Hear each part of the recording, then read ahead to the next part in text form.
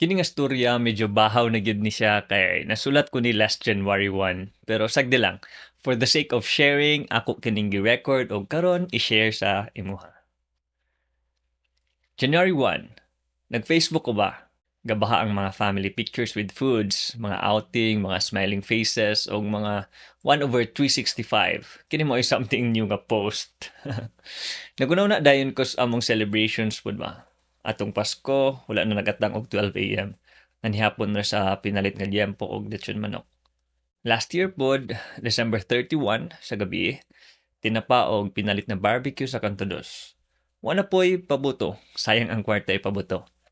Naradayon ko inside the house kay very smoking kaayo sa outside. Ma-trigger akong asthma. Char.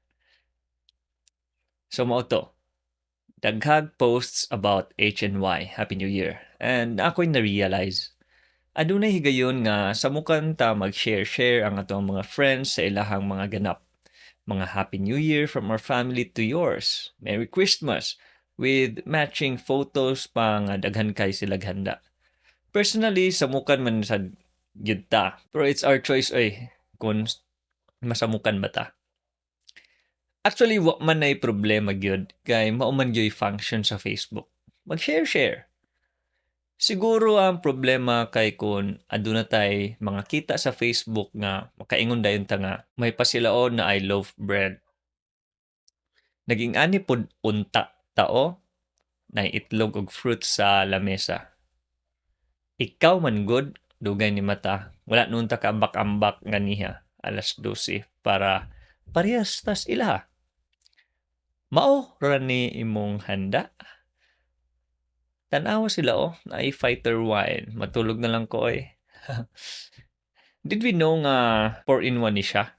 Sa kanila nga mga statements, nakapackage na ato ang pagbuhat og problema para sa atong kaugalingon. Yes, para sa ato ang kaugalingon. Self-harming. May pa, unta, ikaw man good, o maura. Envy, o sa Bisaya pa, kaibog o kasina. Regrets, sa Bisaya, pagpahay. Blaming, sa Bisaya, pagpangbasol. Discontentment, sa Bisaya, pagkadiskontento. O ingratitude, o pagkaingrata. 5 days siya. And I believe more pa. Pero ang question ba, kinsa gyud kahay na ay problema? Sila nga go-post o kita nga sige ra og may pa, unta, ikaw man good og maura? Isa, kita naman noon. Nadamay pa man noon kung nimo nga good ba kay ka.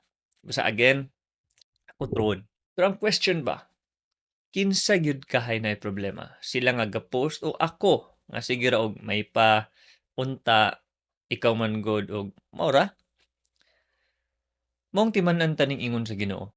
Ako ang Ginoo, nagasusi sa kasing-kasing ug hunahuna sa tawo.